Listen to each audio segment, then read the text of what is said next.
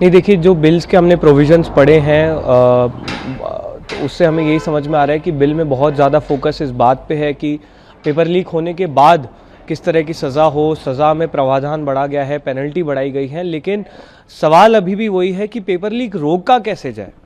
Paper leak होने के बाद तो आप सज़ा दे रहे हैं, लेकिन पेपर लीक रोका कैसे जाए इस पे आपने कितनी बात की है।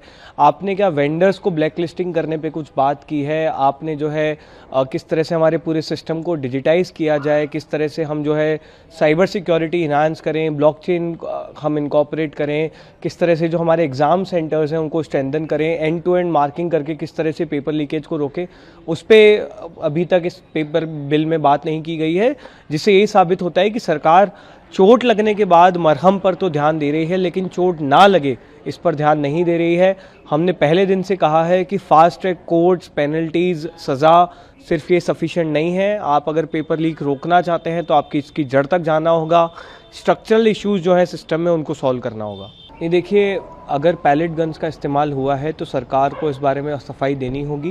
जो भी हम तमाम मीडिया रिपोर्ट्स पढ़ रहे हैं उसमें साफ हो रहा है कि बुक लॉग्स में नोटेड है कि पैलेट गन्स का इस्तेमाल करने की अनुमति दी गई थी। तो सरकार को क्लियर करना पड़ेगा, ऑफिशियली बताना पड़ेगा कि पैलेट गन्स इस्तेमाल करने की अनुमति किसने दी थी। साफ तौर पर एक व्यक्ति की एक आंख गई है, उनके चेहरे पर, उनके शरीर पर पैलेट गन के निशान है। तो सरकार हवाबाई करके इस बात को नहीं छुपा सकती है। आपको सच ऑफिशियली आकर बताना पड़ेगा। गृह मंत्री की रिस्पॉन्सिबिलिटी है कि पूरे देश को इस बारे में सच बताएं। नहीं, लेकिन आप चूंकि आंदोलन चल रहा है, आप लोग भी वहीं पे रहे, तो आपको इस प्रकार की कोई चीज़ महसूस हुई क्या? नहीं, बिल्कुल पैलेट गन्स तो हम लोगों ने देखी है ना, आपने वीडियोस उसके देखे ही हैं। पैलेट गन्स का इस्तेमाल हुआ, बिहार में AK-47 का इस्तेमाल हुआ, तो वो तो सारे वीडियोस पब्लिक के सामने ही है, पब्लिक की नज़र में ही है। हाँ, सरकार अगर इस बात का खंडन करती है तो ऑफिशियली बताए कि उस व्यक्ति की जो आंख गई है वो किस कारण से गई है, किस चीज़ के निशान हैं उनके चेहरे पर, उनके शरीर पर, ये आप बताइए।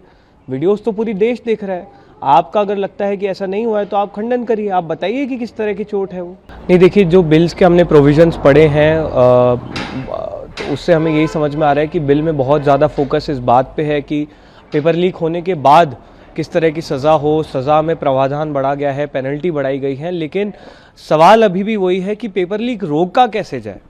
पेपर लीक होने के बाद तो आप सज़ा दे रहे हैं, लेकिन पेपर लीक रोका कैसे जाए इस पे आपने कितनी बात की है।